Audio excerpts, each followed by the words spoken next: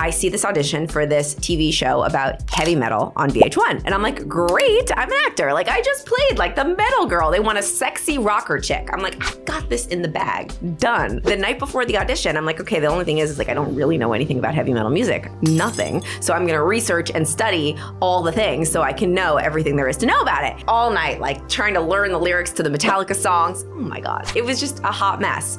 And I go into this audition, and in the waiting room, there's like legit metal girls there. They're real. Like, they've got like leg tattoos and like the real corsets, and like they look freaking awesome. And here I am in my fake Van Halen t-shirt that I got at Bloomingdale's the day before that I like tied up. We buy them to like look cool, but they're not the real metal shirt. And I go into this audition. I forget everything that I studied. I don't remember a single thing. They're asking me all these questions about like, what's your favorite band and everything, and I'm trying to guess. This is what's so ironic about this story.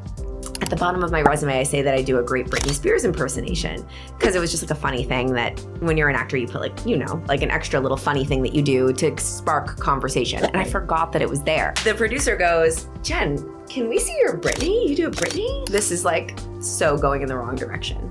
So in that moment, I just stopped trying to be metal girl. And I was like, I didn't get this part, so let's just play and have fun. Yeah, I do Britney Spears. And I start singing like Britney Spears. And they call me a week later and they're like, congratulations, you got the job on this show. And it was because of your Britney Spears impersonation.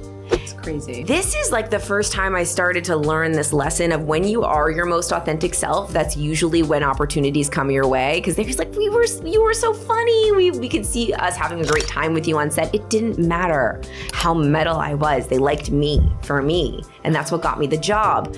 But I got this job. This was a problem.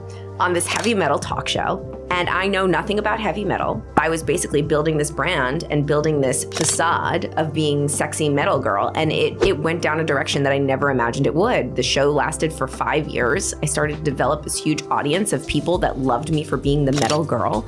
And it got a little out of control because I lost myself and I forgot who the hell I was. And I started building this brand of this sexy, angry looking heavy metal girl, Miss Box of Junk on that metal show.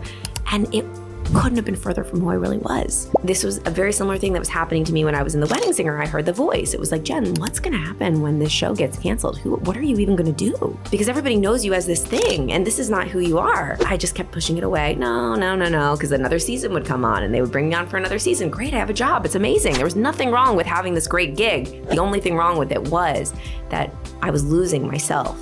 And if it ended, I wouldn't know what to do. I was completely out of alignment with what I was doing in my life. So I was out of alignment in my relationship. I was in a completely toxic relationship.